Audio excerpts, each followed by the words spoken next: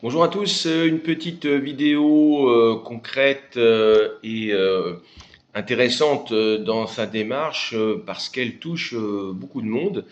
Et bien de vous parler de l'intérêt de l'activité physique en sortie de dépression et en prévention des rechutes qui évidemment est le cas de nombreuses malheureusement de personnes et qui souhaitent trouver des moyens d'action, des leviers pour éviter de replonger ou de rester dans cet état de mal-être dépressif.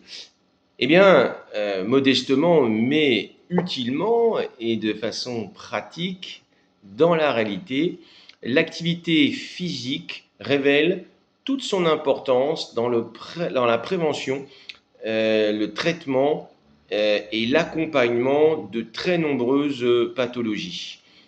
Alors l'activité physique, elle présente un intérêt particulier selon différentes modalités. Si la dépression est généralement synonyme d'effondrement, de l'énergie et de la personne. Inversement, le mouvement du corps, lorsqu'il est agréable et pertinent, constitue un remarquable stimulant sur les plans biologiques et psychologiques, ce qui rejoint en sophrologie par l'adoption des stratégies physiologiques et psychologiques dans la gestion du stress, par exemple, sur les constantes biologiques et la connaissance de soi.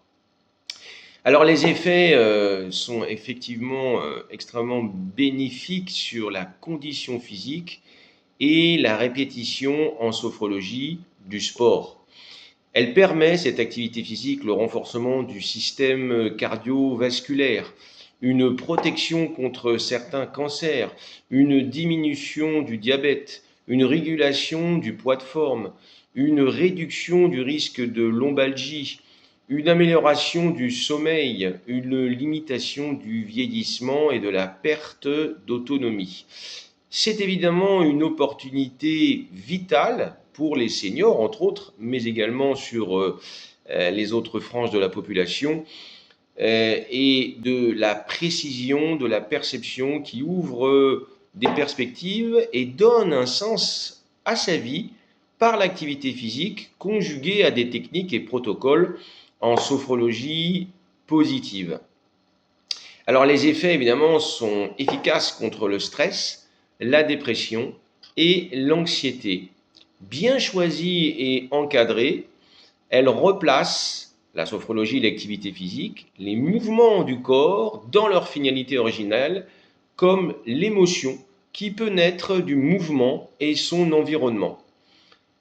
Utilitaire ou temporelle dans le sens du ici et maintenant, par son immédiateté, elle permet de se détacher des regrets du passé et de l'appréhension du futur. Le mouvement et la sophrologie ainsi que la napsothérapie, nutrition, activité physique et sommeil, aident la personne à se réapproprier son corps et se sentir mieux dans sa tête. L'efficacité dépend de certains principes: courir pour courir, nager pour nager, rouler pour rouler, qui donnent un sens dans leur approche et des émotions agréables. Proposer des activités faciles au début avec un professionnel et ensuite pratiquer également en groupe pour bénéficier d'une émulation collective. Essayer des activités nouvelles permettant de sortir d'une routine quotidienne. Elle prend des formes innombrables et la clé principale réside dans le choix judicieux, tenant compte du contexte d'évolution, des motivations de la personne et du juste dosage. L'accompagnement par un thérapeute, sophrologue, napsothérapeute, éducateur sportif est très utile et donne un sens vers justement le but du plaisir et l'autonomie. Le corps ramène à la réalité du présent.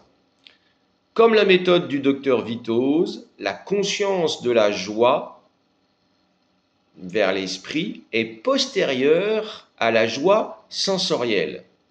Ça donne une dimension évidemment tout à fait pertinente pour comprendre que eh bien, votre joie arrivera d'abord par l'information vers le corps avant d'arriver vers l'esprit. Vous imaginez le champ d'action, la liberté est celle du mouvement, comme le dépassement de soi en sport ou la recherche de spiritualité, le jeu de la vie dans le mouvement, dans l'espace, l'art de faire ce qu'il nous plaît. Maintenant, la dépression est rarement d'origine psychologique, c'est pourquoi elle est rarement uniquement d'origine psychologique, malheureusement. C'est pourquoi notre humeur est aussi dépendante de nos hormones, de notre activité physique, de notre état intestinal et de notre état alimentaire, de ce que nous mangeons, de notre alimentation. La science a établi que notre intestin est en communication permanente avec notre système nerveux. Certains aliments agissent sur notre flore intestinale alors que d'autres vont procurer des inflammations. Conclusion, prendre soin de son alimentation est susceptible de préserver notre humeur. Alors vous savez quoi faire pour être en forme et en joie. À très bientôt.